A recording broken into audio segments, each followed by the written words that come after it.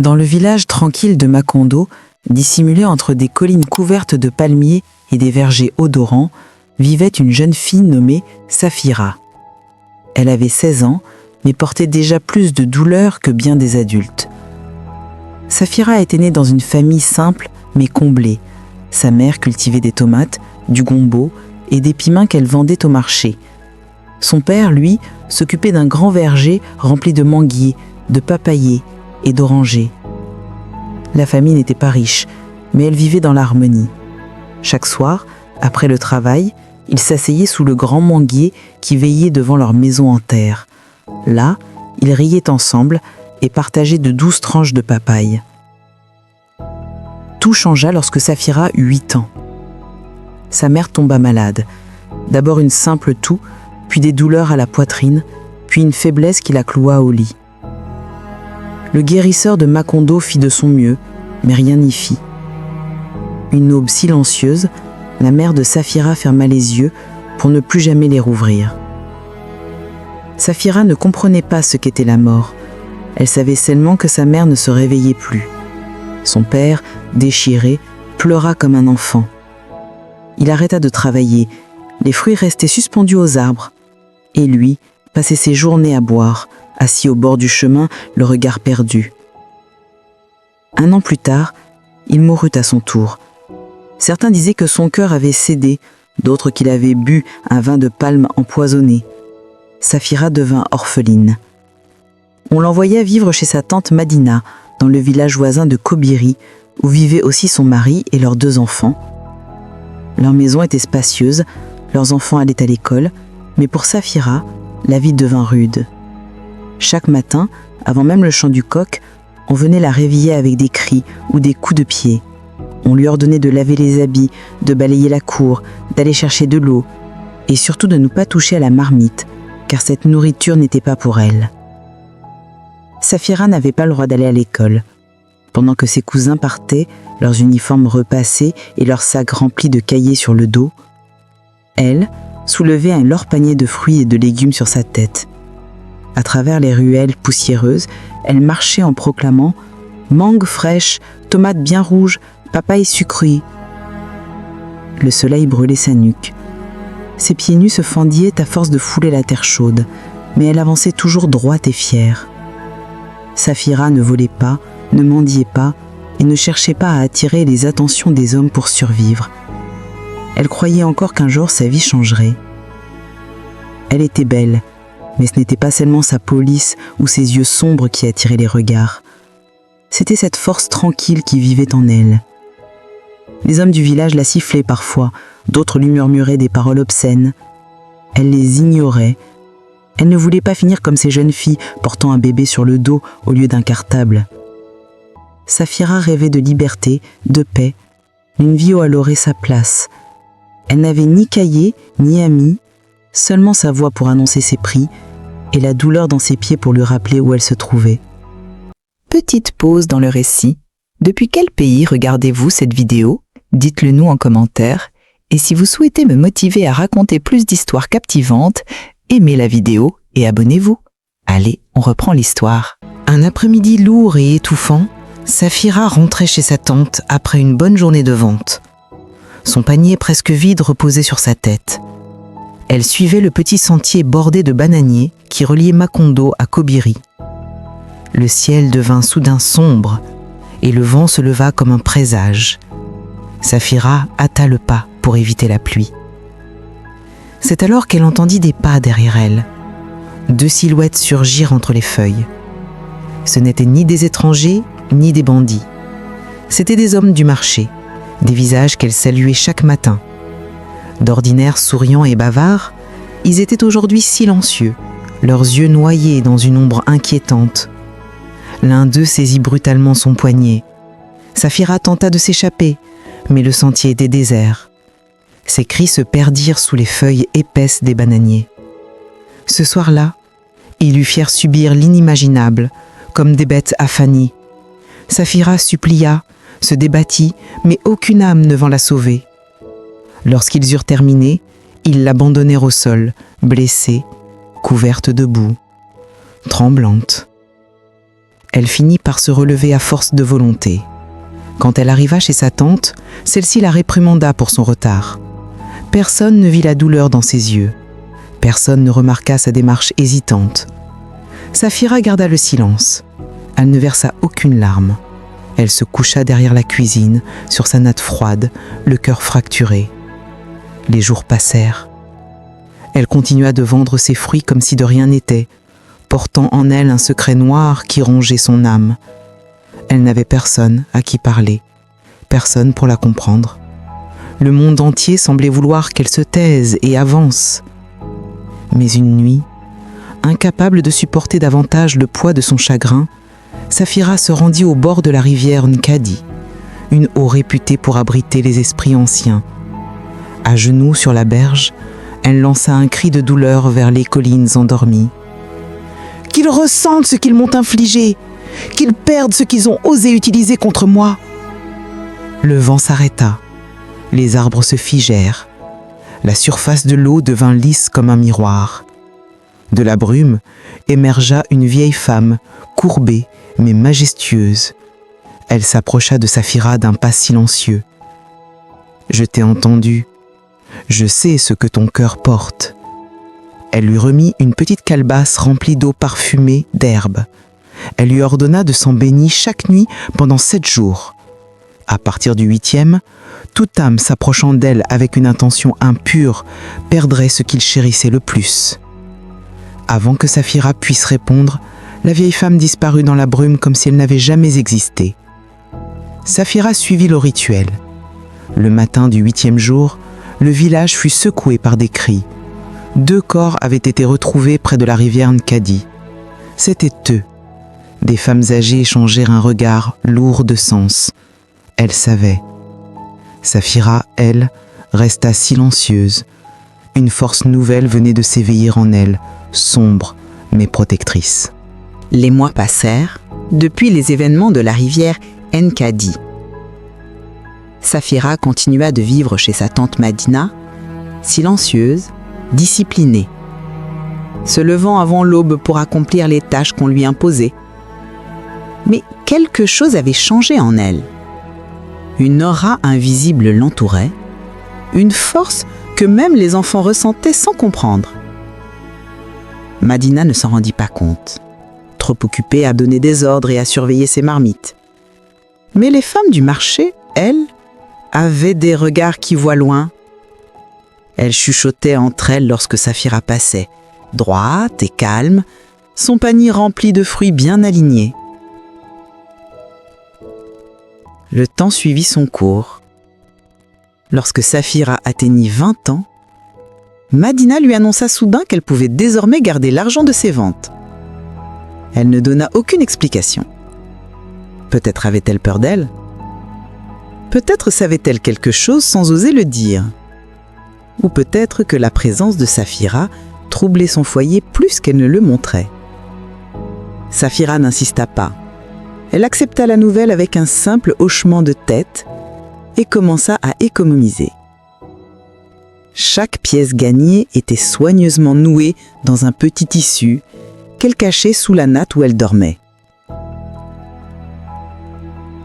Après plusieurs lunes, elle décida de partir.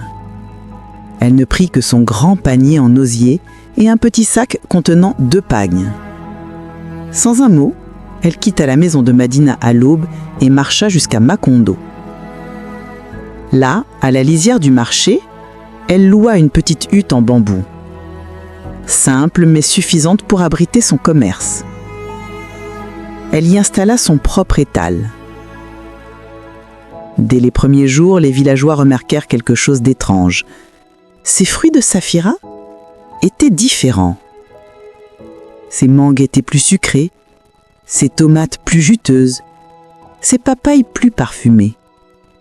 Les femmes en parlaient à voix basse. Certaines disaient que ces produits avaient le goût de la rivière Nkadi. Bientôt, les clientes se multiplièrent. Puis progressivement, les hommes commencèrent à s'approcher, d'abord timidement, puis comme des abeilles attirées par le miel. Certains arrivaient avec du pain, d'autres avec du vin de palme, d'autres encore avec de petits bracelets ou de petits bijoux censés lui plaire. Ils restaient longtemps à discuter, cherchant à la séduire. Une si belle femme ne devrait pas rester seule. Laisse-moi t'aider. Laisse-moi prendre soin de toi. Saphira écoutait, polie, souriante, mais jamais accessible. Elle savait reconnaître les intentions. Elle savait lire les regards. Elle observait. Elle attendait. Et lorsqu'un d'eux, trop confiant, franchissait la porte de sa hutte avec le cœur souillé d'envie mauvaise, la malédiction accomplissait son œuvre. Toujours de la même manière. Un baiser. Un seul. Dès que leurs lèvres touchaient celles de Saphira, leur corps se figeait. Leur visage se déformait, puis un cri déchirant s'échappait de leur gorge. Leur virilité s'éteignait à jamais comme un feu qu'on écrase sous l'eau froide. Ils sortaient en rampant, hurlant, parfois pleurant, parfois suppliant les cieux. Tout le marché les voyait, et tout le marché parlait. Les hommes mentirent, inventèrent des histoires, l'accusèrent parfois, mais les femmes âgées savaient. Elles se souvenaient des paroles de la vieille femme de la rivière. Elles murmuraient entre elles. Ils ont touché à ce qu'ils n'auraient jamais dû toucher. Saphira, elle, restait silencieuse. Elle continuait de vendre, impassible. Elle ne cherchait pas la vengeance, elle n'attirait personne, elle se contentait de vivre. Mais déjà, dans tout Macondo, un mythe naissait. À Macondo, les rumeurs couraient plus vite que le vent. Les femmes parlaient à voix basse, les hommes baissaient la tête lorsqu'ils passaient devant l'étal de Saphira. Son nom n'était plus seulement celui d'une vendeuse de fruits. C'était devenu un avertissement, une légende, un mystère que personne n'osait approcher sans prudence. Pourtant, malgré la peur, les hommes continuaient de rôder autour d'elle. Certains venaient par curiosité, d'autres par orgueil, pensant être plus forts que les précédents. D'autres encore persuadés qu'ils seraient ceux qui briseraient son indifférence. Mais tous repartaient avec le même hurlement gravé dans la gorge et la même honte écrasante dans le cœur. Saphira, elle, n'avait rien demandé. Elle ne se vengeait pas. Elle ne provoquait personne. Elle vivait simplement, protégée par une force que seule la rivière Nkadi comprenait. Un après-midi brûlant, alors que le marché vibrait sous le soleil de Macondo, un homme, vêtu d'une longue tunique blanche, apparut devant son étal. Il portait un chapelet en bois, un visage sérieux et une voix douce. Il déclara qu'il était un homme de Dieu et que la paix l'accompagnait. Il se mit à prêcher devant tout le marché. Il parla de la beauté sans la foi, du feu que les femmes portent, du danger d'une femme qui s'éloigne de la voie divine. Les villageois s'étaient rassemblés, certains amusés, d'autres intrigués. Saphira resta silencieuse. Elle ne réagit pas. Pas un mot, pas un geste. Le lendemain, l'homme revint, cette fois avec de l'huile bénite et des prières qu'il récitait en fermant les yeux très fort. Le surlendemain encore, il apporta des fruits, de longues paroles et des conseils qu'il voulait lui donner en privé. Jour après jour, il proclamait vouloir sauver son âme. Un soir, il se présenta à la porte de sa hutte. Il demanda à entrer afin de prier et chasser toute impureté, disait-il d'un ton grave. Saphira le laissa faire. Il entra, posa ses mains sur elle, approcha son visage du sien et dans un élan qu'il justifia par une bénédiction, il tenta d'imposer ses lèvres aux siennes. Ce fut suffisant. Dès que ses lèvres frôlèrent les siennes, son corps se figea. Ses yeux roulèrent en arrière, ses genoux tremblèrent, puis un cri horrible déchira la hutte. Il s'effondra, se tenant l'entrejambe, hurlant comme si un esprit l'avait brûlé. Il sortit en courant, torse nu, trébuchant, les larmes aux yeux, murmurant des mots incohérents entre douleur et terreur. Le lendemain, son église resta fermée. Pas de sermon, pas de culte, pas de cloche. Le marché de Macondo, lui, n'avait plus besoin d'explications. On parlait de Saphira comme on parle du tonnerre, avec respect et prudence. Certains disaient qu'elle était maudite, d'autres qu'elle faisait partie de la rivière Nkadi, d'autres encore qu'elle avait pactisé avec les anciens esprits. Mais personne ne savait vraiment. Saphira continuait sa vie. Elle vendait, elle observait, elle restait seule, entourée d'un silence que plus personne n'osait briser. Ce qui personne ne savait, c'est que quelque chose allait bientôt changer, et que cet événement ne viendrait pas d'un homme mauvais, mais d'un homme différent. Depuis des mois, Saphira vivait seule dans sa petite hutte de bambou, entourée de fruits parfumés et de murmures que le village de Macondo portait jusqu'à elle. Les hommes, malgré la peur qui les rongeait, continuaient d'approcher son étal, chacun persuadé d'être différent, chacun certain qu'il serait celui qui briserait le destin mystérieux de la jeune femme. Mais un jour, un homme arriva sans bruit, sans arrogance, sans intention lourde dans les yeux. Il s'appelait Kalem. Il n'était pas comme les autres. Il ne cherchait pas à l'impressionner, il ne se tenait pas trop près d'elle. Il ne parlait pas avec cette voix trop douce que certains utilisent pour cacher leurs mauvaises intentions. Il venait simplement acheter des fruits, parfois des mangues, parfois des oranges, parfois des papayes qu'il ne mangeait même pas vraiment. Il posait quelques questions, mais jamais celles qui blessent. Il demandait comment s'était passée sa journée. Il lui faisait un sourire discret sans insister. Et surtout, il ne tentait jamais d'entrer dans sa hutte. Un jour, alors que le soleil pesait lourd sur le marché, Saphira vit Kalem soulever un panier rempli de légumes qui menaçait de se renverser. Sans qu'elle ne le demande, il l'aida à le porter jusqu'à sa hutte, puis repartit aussitôt, comme si son geste n'avait aucune importance. Saphira l'observa longuement. Elle était méfiante. Tous les hommes gentils qu'elle avait rencontrés autrefois portaient un masque qui tombait toujours trop vite. Mais Kalem, lui, revenait chaque jour, patient, calme, respectueux. Il payait ce qu'il achetait et repartait, toujours après un bref salut. Les semaines devinrent des mois. Kalem l'aida parfois à réparer le toit de la hutte quand la pluie menaçait de s'infiltrer. Il lui offrait de temps à autre quelques pièces pour son commerce, mais jamais il ne demanda quelque chose en retour. Il ne posa aucune question sur sa vie passée. Il n'insista jamais pour rester plus longtemps. Saphira, malgré elle, se surprit à attendre sa venue. Elle se surprit à sourire lorsqu'elle le voyait arriver de loin. Cela l'effrayait. Elle connaissait le cœur humain. Elle savait ce que les hommes sont capables de cacher. Un soir, alors que la saison des pluies approchait, Saphira marcha jusqu'au petit ruisseau qui traversait Macondo. Là, sous la pluie fine et froide, elle laissa tomber les murs de fer qu'elle avait construits autour de son cœur. Ses larmes se mêlèrent à l'eau du ciel. C'était la première fois depuis des années qu'elle pleurait. Kalem la trouva là, assise sur une pierre plate, les épaules tremblantes. Il ne parla pas. Il s'assit simplement à côté d'elle. Le silence entre eux n'était pas lourd, il était doux, sincère. Saphira finit par murmurer ce qu'elle n'avait jamais dit à personne. Elle avoua qu'elle ne faisait plus confiance aux hommes, qu'elle portait en elle quelque chose de dangereux, qu'elle avait causé du mal, même si elle n'avait jamais voulu blesser les innocents. Kalem plongea son regard dans le sien. Son silence était un baume. Il n'avait ni peur ni jugement dans les yeux. Cette nuit-là marqua le début de quelque chose.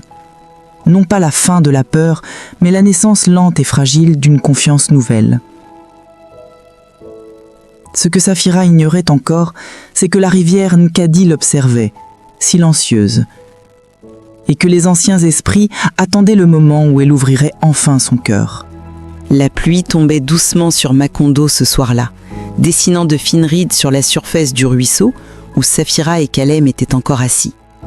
Le ciel était lourd, mais la présence de Kalem avait quelque chose de rassurant. Pour la première fois depuis longtemps, Saphira ne se sentait pas seule, pas traquée, pas menacée. Elle releva la tête et croisa son regard. Ses yeux à lui ne contenaient ni désir caché, ni colère retenue, ni mensonge dissimulé. Il n'y avait que de la douceur et une sorte de respect inattendu. Cela lui faisait peur. Cette gentillesse réelle lui semblait inconnue. « Je porte en moi une force qui détruit », murmura-t-elle finalement, incapable de retenir ce qui lui brûlait la poitrine.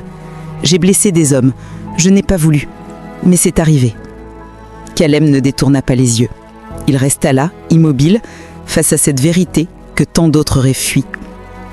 Il inspira lentement, comme pour absorber ses mots, au lieu de les craindre. « Alors laisse-moi être celui qui te prouvera que tout le monde ne te veut pas du mal. » Cette phrase, si simple, se grava dans son cœur comme une lueur au milieu d'une nuit qui durait depuis trop longtemps. La pluie redoubla, mais aucun des deux ne bougea. Le silence se réinstalla, dense, enveloppant, presque sacré. Finalement, Saphira se leva. Elle essuya ses joues, puis marcha lentement vers sa hutte. Arrivée devant la porte, elle sentit son cœur battre fort. Elle hésita, puis fit un geste qu'elle n'avait jamais osé faire depuis des années. Elle laissa Calem franchir le seuil. La chaleur de la petite hutte contrastait avec le froid de la pluie. Saphira alluma une lampe à huile. Calem se tenait debout, sans oser avancer davantage, comme s'il avait peur de troubler quelque chose de fragile. Saphira prépara un repas simple, du riz et des légumes. Ils parlèrent longuement, de tout et de rien. Elle lui raconta les vergers de son enfance, la voix de sa mère, le rire de son père, puis le silence qui avait envahi sa vie. Calem, lui, parla peu. Il écoutait surtout, et cela suffisait. Cette nuit-là, pour la première fois depuis de longues années, Saphira sentit son cœur s'ouvrir, lentement, doucement, comme une fleur qui hésite à éclore. Quand Calem s'approcha, elle ne recula pas. Lorsqu'il l'embrassa, leurs lèvres se touchèrent avec une tendresse qu'elle n'avait jamais connue. Et pour la première fois, rien ne se produisit. Aucune douleur, aucun cri, aucun sortilège. La malédiction resta muette. Calem prit sa main et murmura qu'il n'était pas là pour la prendre, ni pour l'utiliser, ni pour briser ce qu'elle avait reconstruit. Il était là pour rester. Saphira sentit son âme se délier, comme si une chaîne venait de tomber. Elle n'avait jamais imaginé qu'un homme pourrait franchir la barrière que les esprits avaient imposée. Pourtant, Calem l'avait fait. Ce soir-là, la rivière Nkadi resta silencieuse. Pas une vague, pas un souffle, comme si les anciens esprits eux-mêmes s'inclinaient. Saphira venait de franchir un seuil. Et derrière ce seuil, un avenir nouveau l'attendait. Le lendemain matin, Macondo se réveilla sous un ciel clair, lavé par la pluie de la veille. Saphira, elle, se réveilla avec un cœur plus léger que jamais. La présence de Calem dans sa hutte avait été comme un souffle nouveau, un vent qui nettoie même les ombres les plus anciennes. Elle observa un instant le visage de cet homme qui dormait encore, mais tout avait compris une chose. La jeune femme qui traversait la place ce matin n'était plus exactement la même. Dans l'air flottait quelque chose de différent, plus léger, plus doux. Le silence autour d'elle n'était plus de la méfiance, mais de la curiosité respectueuse. Calem les renvoignit un peu plus tard. Il la salua simplement et se dirigea vers son étal pour l'aider à disposer les fruits. Saphira n'avait jamais laissé personne toucher ses produits, mais Calem, mystérieusement, semblait y avoir droit. Et les mangues qu'il posait sur le bois étaient encore plus belles qu'à l'habitude. Les femmes du marché observaient la scène avec de grands yeux. Certaines souriaient, d'autres fronçaient les sourcils. Les hommes, eux, s'approchaient avec prudence, comme s'ils sentaient que quelque chose avait changé dans l'équilibre du village. Ce jour-là, nul ne tenta d'entrer dans la hutte de Saphira. Personne. Pour la première fois depuis longtemps, elle passa une journée entière sans qu'un homme ne vienne la troubler. À la tombée de la nuit, une brise fraîche descendit des collines. Saphira et Calem marchèrent ensemble vers la rivière Nkadi. L'eau scintillait sous la lune. Saphira s'agenouilla au bord du rivage, de la même manière que le jour où tout avait commencé. Pourtant, rien n'était pareil. Son cœur n'était plus brisé, sa voix n'était plus tremblante. Elle ferma les yeux et laissa le silence s'installer. Alors, quelque chose bougea dans la brume. Une silhouette se forma, lente et majestueuse, semblable à la vieille femme qu'elle avait vue autrefois. Mais cette fois, elle ne sortit pas de la brume avec sévérité. Elle s'approcha avec douceur, comme une grand-mère qui retrouve un enfant longtemps perdu. « Tu as choisi, dit-elle d'une voix profonde portée par le vent du soir, et ton choix révèle ton cœur. » Saphira sentit ses yeux s'humidifier. Elle n'avait jamais choisi la vengeance. Elle n'avait jamais cherché le mal. Elle avait seulement protégé son âme blessée. La silhouette poursuivit. « Celui qui a les mains propres peut franchir la porte des esprits. Kalem a traversé les eaux sans être touché. Il ne porte ni malice ni avidité. » Saphira tourna la tête vers lui. Kalem la regardait, humble, comme s'il se sentait indigne de ses mots. La vieille femme leva la main vers la rivière. Alors une lueur douce remonta depuis les profondeurs, enveloppa Saphira comme un voile de lumière, puis s'évapora dans le ciel. « Ta malédiction a vécu avec toi. Elle a protégé ce qui restait de ton innocence, mais elle n'est plus nécessaire. » Les eaux se calmèrent. Le vent tomba. Les arbres s'inclinèrent dans une harmonie presque sacrée. Kalem posa sa main sur l'épaule de Saphira. Elle sentit qu'enfin, la rivière avait parlé et qu'elle approuvait leur union. Ce soir-là, au bord de la Nkadi, Saphira fit le choix le plus important de sa vie. Elle choisit de laisser entrer la lumière. Les jours qui suivirent la nuit au bord de l'Nkadi transformèrent Macondo sans qu'aucun tambour ne résonne. Les femmes le remarquèrent les premières. Saphira ne marchait plus avec la lourdeur de quelqu'un qui porte ses blessures dans le silence. Ses épaules étaient droites, ses yeux apaisés. Une lumière nouvelle brillait dans son regard, comme une flamme veillée par les ancêtres mêmes. Le marché s'anima différemment. Les vendeuses souriaient en la voyant arriver. Les enfants couraient vers elle pour l'aider à porter son panier, alors qu'autrefois, ils n'osaient même pas l'approcher. Même les hommes la saluaient avec plus de respect, parfois en baissant légèrement la tête. Il n'y avait plus de défis, plus de provocation. Une frontière invisible s'était effacée. Kalem, lui, ne la quittait plus vraiment. Il continuait à l'aider chaque matin, organisant les fruits avec une patience qui touchait Saphira. Leurs gestes se coordonnaient naturellement, comme si leurs âmes avaient appris à travailler ensemble, longtemps avant que leurs corps ne se rencontrent. Un soir, au moment où le soleil disparaissait derrière les collines de Macondo, Kalem prit la main de Saphira. Ce geste simple fit battre son cœur avec douceur. Il lui dit qu'il voulait demander bénédiction aux anciens esprits. Pas pour lui, mais pour elle, pour eux, pour unir leurs chemins, sans jamais blesser ce qu'elle avait reconstruit. Saphira baissa les yeux. Elle sentit une émotion profonde remonter en elle. La peur et la gratitude se mêlèrent, comme les eaux d'une rivière en crue. Elle accepta. La nouvelle se répandit rapidement. Les femmes du marché battirent des mains. Les enfants dansèrent autour des étals. Les hommes hochèrent la tête en signe d'approbation silencieuse. Même Madina, restée dans son village de Kobiri, entendit la nouvelle et ne prononça aucune parole négative, comme si même elle sentait que cette union était écrite depuis longtemps. Quelques jours plus tard, le village entier se rendit au bord de la rivière Nkadi. Des pagnes colorées flottaient comme des oiseaux. Des tambours résonnaient comme des battements de cœur, et les chants des femmes montaient jusqu'au ciel clair. Les enfants couraient, portant des calebasses d'eau farpumée. L'air sentait le bois, les fleurs et la terre mouillée. Saphira s'avança, vêtue d'un pagne jaune et vert, les couleurs du soleil et de la forêt. Kalem l'attendait près de l'eau, vêtue de blanc, le regard humble et fier à la fois. Lorsque Saphira posa ses pieds au bord du fleuve, une brise légère se leva.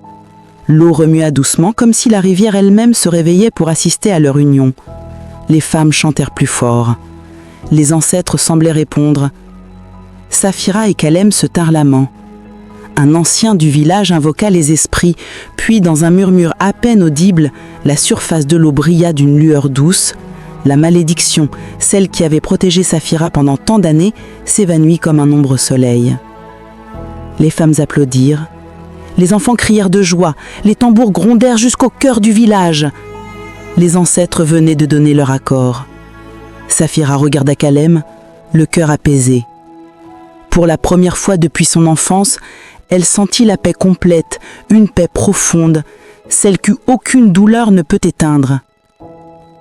Ce soir-là, Macondo célébra l'union de deux âmes, mais aussi la renaissance de Safira, une femme brisée autrefois, devenue lumière aujourd'hui. Le village, la rivière et les esprits s'accordèrent dans un même souffle. Les rivières venaient de s'unir. Après la célébration au bord de la Nkadi, la vie de Safira prit une tournure nouvelle, plus douce, plus claire, mais surtout plus libre. Le village de Macondo continua de battre au rythme de ses tambours. Mais l'air semblait léger, comme si un ancien fardeau avait quitté la terre. Safira et Kalem décidèrent de vivre non loin de la rivière, à quelques pas seulement du marché. Ensemble, ils construisirent une petite maison en argile, solide et simple, entourée de bananiers et de fleurs rouges. Chaque matin, Kalem se levait avant le soleil pour préparer le feu. Safira, elle, alignait soigneusement les mangues, les papayes et les tomates sur leur nouvel étal commun. Les villageois observaient le couple avec admiration. Certains disaient que l'amour avait rendu Safira encore plus belle. D'autres affirmaient que la bénédiction de la rivière rendait ses fruits presque magiques. Quoi qu'il en soit, les clients affluaient. Et pas seulement pour acheter. Beaucoup venaient pour voir, pour comprendre, pour respirer un peu de cette paix qui entourait Safira. Mais derrière cette harmonie, un défi se présentait. Même si la malédiction avait disparu, certains hommes, trop fiers ou trop curieux, continuaient de s'approcher avec des intentions douteuses. Ils se disaient que Safira n'était plus protégée par les esprits, que peut-être son pouvoir avait disparu avec la lueur sur la rivière. Kalem les observait, calme mais vigilant. Safira, elle, n'avait plus peur. Son cœur n'était plus enfermé dans les murs qu'elle avait construits autrefois. La présence de Kalem, la bénédiction des esprits et la lumière nouvelle qui brillait en elle formaient une protection plus forte que n'importe quelle malédiction. Un après-midi, alors que Safira vendait ses fruits, un homme s'avança vers l'étal. C'était un étranger, venu d'un village lointain. Il avait entendu les vieilles histoires, mais il croyait que tout cela n'était qu'un conte pour effrayer les jeunes hommes. Il tenta de la charmer, glissant des paroles mielleuses, croyant pouvoir la troubler. Safira resta calme. Elle ne se laissa ni intimider, ni séduire. Kalem s'approcha doucement et posa sa main sur l'épaule de l'homme, avec une autorité tranquille. Le regard que Kalem lança ne contenait ni violence ni menace. Il contenait une vérité. Tu ne peux pas toucher à ce qui est protégé par les ancêtres. L'homme recula, comme frappé par un mur invisible. Il tourna les talons sans demander son reste, laissant derrière lui une poussière fine qui retomba lentement. À partir de ce jour, plus personne ne tenta de troubler Safira. La paix s'installa pleinement.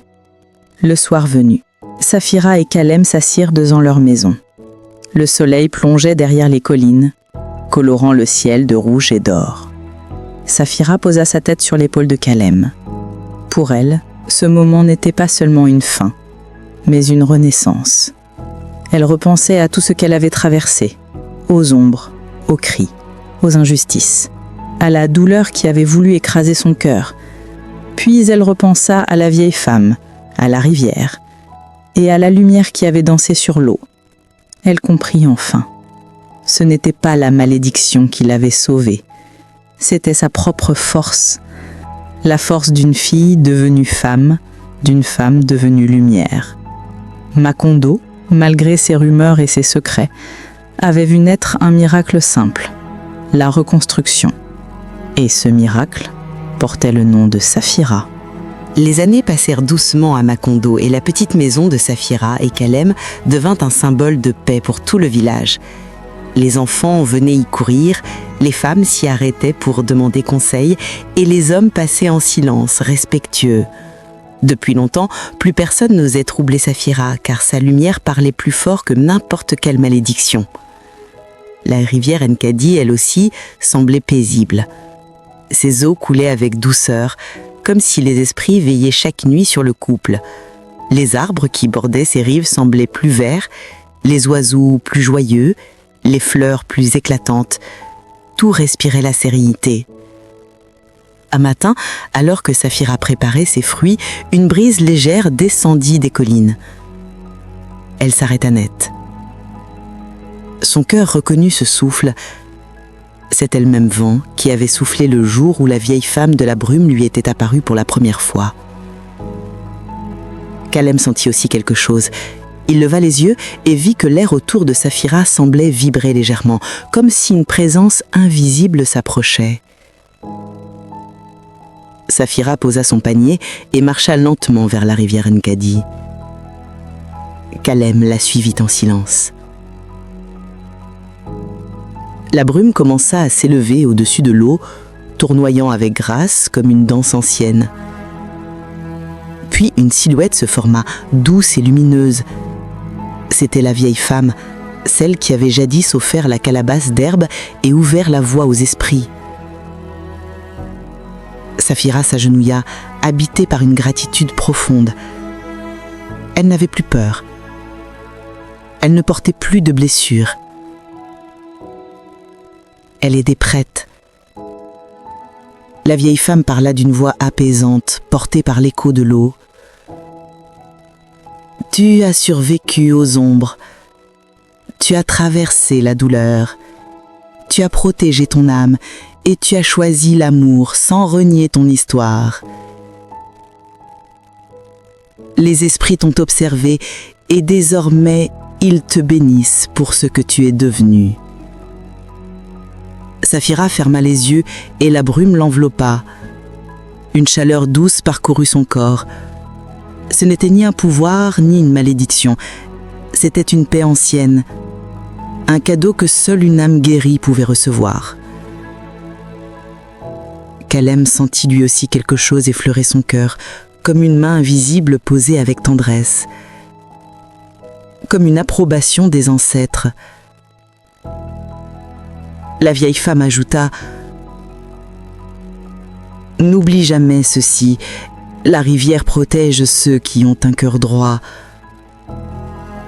Mais c'est ton courage qui a ouvert la voie vers ta lumière. » Puis la brume s'éleva lentement, se dissolvant dans le ciel comme un souffle rendu à l'univers. Saphira resta immobile un moment, le regard perdu dans les reflets de l'eau. Elle comprit que ce jour marquait la fin d'un chapitre, mais aussi le début d'un autre. Non plus celui de la survie, mais celui d'une vie pleinement choisie. Elle se tourna vers Kalem, il lui tendit la main et elle la prit avec assurance.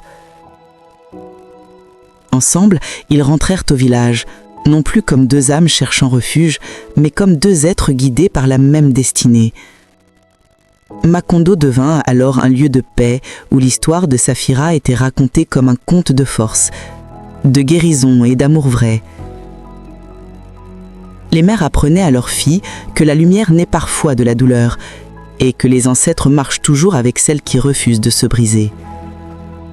Saphira et Kalem vécurent en harmonie, proches de la rivière, proches de la terre et proches des esprits qui les avaient guidés.